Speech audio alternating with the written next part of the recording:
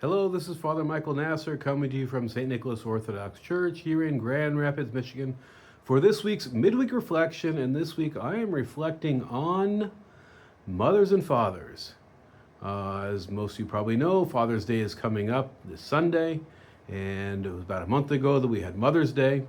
And so in thinking about fathers and mothers, which it's wonderful that we honor them on their particular days, it's also good to see what the church gives us in terms of fathers and mothers.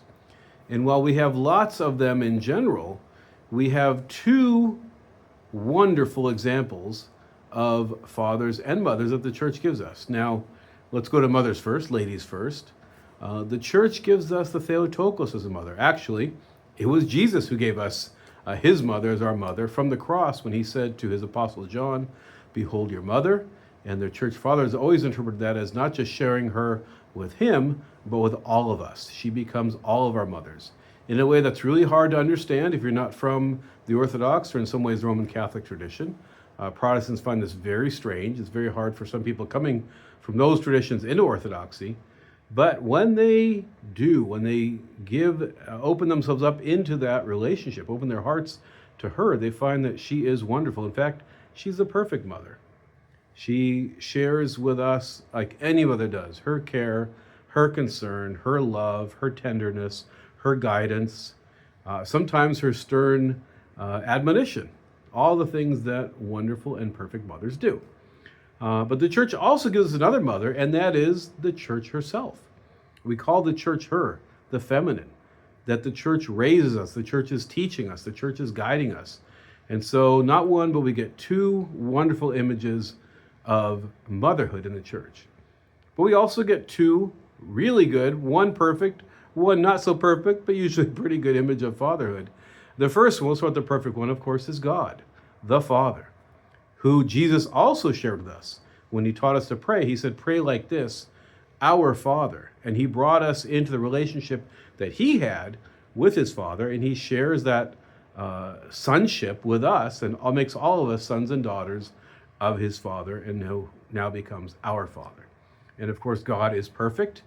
He is love perfected and completed.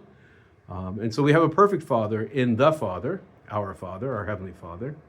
The church also gives us another Father, not perfect, in fact, in many ways very fallen and imperfect, but still loving, and that is the Father that we get in our priests.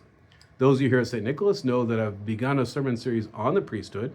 And so we're going to be looking really deeply into what is this gift of priesthood? What is the gift of fatherhood that the church gives us in the gift of all of us having a priest?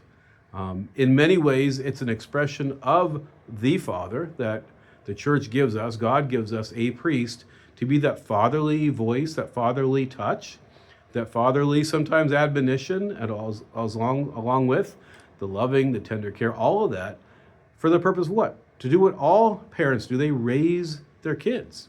And so our priest works with us to raise us in the faith, to make us strong, adult, and mature Christians. That's what all fathers do. They raise their kids, and our priests and our Heavenly Father, they do the same thing. They try to raise us in the faith and make us to be strong in that relationship in God.